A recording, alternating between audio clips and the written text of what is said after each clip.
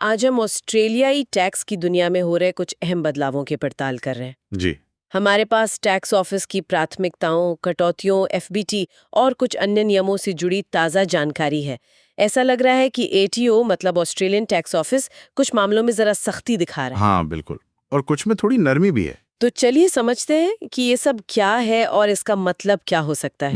बिल्कुल। ये पड़ताल खास तौर पर उन लोगों के लिए ज़रूरी है जो टैक्स सलाह देते हैं या फिर इन नियमों को इनकी बारीकियों को समझना चाहते हैं। हम कुछ अदालती फैसलों और एटीओ के कदमों पर बात करेंगे, देखेंगे कि इशारा किस तरफ है। ठीक है, तो शुरुआत करते हैं आय और संपत्ति के आंकलन से। एक मामला है HWFX। शायद बहुत बड़ा नहीं, पर एक ट्रेंड दिखा रहा है ना? हाँ, वो मामला तो खैर सीधा-साधा था। टैक्स पेयर हार गया उसमें। लेकिन जो ध्यान देने वाली बात है, वो है एसेट बेटरमेंट टेस्ट के मामलों में बढ़ोतरी। इस साल काफ़ी बढ़ गए हैं। अच्छा, कितने? अरे आमतौर पर साल में एक आध ही होते के। इस साल अब तक ही कोई दर्जन भर मामले आ चुके हैं। बाप रे! तो ये एसिड बेटरमेंट टेस्ट ये आखिर है क्या? मतलब एटीओ क्या देखता है इसमें? देखिए, ये एटीओ का एक तरीका है। वो देखते हैं कि भाई आपने जो आय बताई है, क्या वो आपकी जीवन शैली से मेल खाती है। जीवन शैली से मतलब? मान लीजिए कोई आय तो कम दिखा रहा है, पर महंगी गाड़ी रखी है, बड़ा घर है, खर्चे ज्यादा हैं, तो एटीओ उनकी संपत्ति, उनके खर्चों को देखता है और अंदाजा लगाता है कि असली आय कितनी होनी चाहिए। और फिर उसी पे टैक्स लगा देते हैं? हाँ, उसी अनुमानित आय पर टैक्स का आकलन भेज दिया जाता है। उनके पास सारी जानकारी होती है, गाड़ी, जमीन रजिस्ट्रेशन, महंगी चीजों का बीमा, सब कुछ। तो मतलब एटीओ सिर्फ कागजों पर नहीं देख रहा, असल जिंदगी में झांक रहा है। किन लोगों को ज्यादा सावधान रहना चाहिए फिर? हाँ, बिल्कुल। खासकर वो लोग जिनका लेन देन ज्यादातर कैश में होता है, जैसे कैफे मालिक हो गए, सलून वाले या छोटे ट्रेडीज। उन्हें यह पक्का करना होगा कि उनकी बताई आय और उनकी लाइफस्टाइल में एक लॉजिकल कनेक्शन दिखे। समझ गई। अच्छा, अब कटौतियों की बात करते हैं। एक CBRX मामला है, इसमें यात्रा खर्च पर कटौती क्यों नहीं मिली? हाँ, इस मामले में भी टैक्स पेयर को निराशा ही मिली। ये एक कर्मचारी का केस था। वो घर से हेलीपॉड तक जाते थे और वहां से उन्हें ऑयल रिग ले जाया जाता था। तो उन्होंने घर से हेलीपॉड तक के खर्च को क्लेम किया। जी, लेकिन कोर्ट ने कहा कि ये तो सामान्य घर से काम की यात्रा है, इसकी कटौती नहीं मिलती। लेकिन मुझे धुंधला सा याद आ रहा है, ऐसा ही एक मामला पहले भी था शायद, जहां कटौती मिल गई थी। हाँ, आप शायद वो पुराने एफबीटी मामले की बात कर रहे हैं, पर्थ एयरपोर्ट से खदान वाला। हाँ हाँ, वही।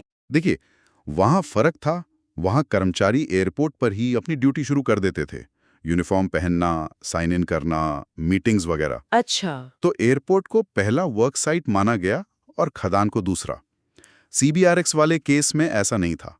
उनका काम तो ऑयल रिग पहुंचने पर शुरू होता था। ओ, तो मतलब तथ्य जरा सा बदला और नतीजा बिल्कुल अलग। बिल्कुल, यही तो बात है। और ये यात्रा भत्ते के नियमों में क्या अपडेट है? TD20254, इसका क्या मतलब है? DD20254 ये एक टैक्स निर्धारण है एटीओ का। इसने दैनिक यात्रा भत्ते की दरें अपडेट की हैं। पर यह समझना बहुत जरूरी है कि ये दरें सिर्फ सिर्फ आपको हर रसीद संभाल कर रखने की जरूरत से छूट दिला सकती हैं। सिर्फ छूट? हाँ, वो भी तब जब आपका भत्ता एटीओ की सीमा के अंदर हो और बाकी शर्तें पूरी हों। ये अपने आप में कटौती का अधिकार नहीं देती। मतलब रसीदें ना रखें तो भी चलेगा अगर भत्ता लिमिट में है? हाँ, पूरी तरह से दस्तावेज जमा करने से छूट मिल सकती है, लेकिन ऑडिट हुआ तो एटीओ फिर भी कुछ खर्चों के सबूतों मांग ही सकता है। पूरी छूट का मतलब ये नहीं कि कोई सबूत नहीं चाहिए। अच्छा, ये ध्यान रखने वाली बात है। चलिए अब एफबीटी पर आते हैं। फ्रिंज बेनिफिट्स टैक्स, वो सेले ट्रस्ट वाला मामला, एसएफटी ट्रस्ट, काफी चर्चा में है। हाँ, सेले मामला ये एक फैमिली ट्रस्ट का केस है। बेटों ने जब बिजनेस संभाला तो ट्रस्ट के पैसों से करीब 40 लग्जरी गाड़ियां खरीदी। 40? बाप रे! हाँ, और इस्तेमाल की। तो एटीओ ने कहा भाई ये तो फ्रिंज बेनिफिट है, इस पर एफबीटी लगेगा। और ट्रस्ट का क्या कहना था? ट्रस्ट फेडरल कोर्ट गया। उनका तर्क था कि गाड़ियां बेटों को कर्मचारी के तौर पर नहीं दी गई, बल्कि लाभार्थी के तौर पर मिली। पर कोर्ट ने माना नहीं। नहीं माना।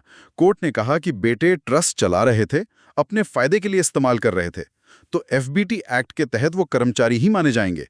अब वो फुल फेडरल कोर्ट में अपील कर रहे हैं। तो इसका असर आम अकाउंटेंट्स पर क्या पड़ेगा?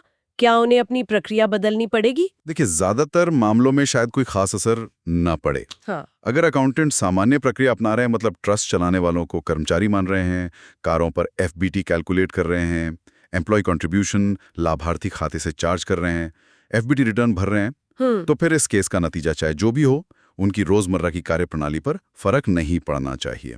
ऐसा लगता है कि एसएफटी ट्रस्ट वाले मामले में शायद शुरुआती स्ट्रक्चरिंग या कागजी कार्रवाई में ही कुछ गड़बड़ रही होगी। अच्छा, तो ये तो बड़े मामलों की बात हुई।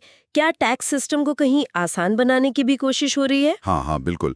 जीएसटी में दो चीजें हुई हैं। एक तो जो लोग सेकंड हैंड सामान बेचते हैं, जैसे पुराने कपड़े या कैमरे, उनके लिए GST input tax credit claim करने का एक आसान तरीका आया है, ग्लोबल अकाउंटिंग मेथड। अच्छा, ये सेकंड हैंड डीलर्स के लिए है। और दूसरा? दूसरा छोटे फूड रिटेलर्स के लिए है, जिनका टर्नओवर $2 मिलियन से कम है, और जो जीएसटी वाला और बिना जीएसटी वाला दोनों तरह का खाना बेचते हैं, उनके लिए भी जीएसटी अकाउंटिंग को सरल किया गया है। ये तो अच्छी खबर है। हाँ। छोटे कारोबारियों के लिए थोड़ी राहत। जी। और अंतर्राष्ट्रीय टैक्स के बारे में कुछ? वो अबॉटमी मामला? हाँ, अबॉटमी मामला ये दिखाता है कि किसी व्यक्ति का ऑस्ट्रेलिया का टैक्स निवासी होना कितना पेचीदा हो सकता है। ये नागरिकता से अलग है ना? बिल्कुल अलग है, और ये हर साल व्यक्ति के हालात के हिसाब से तय होता है।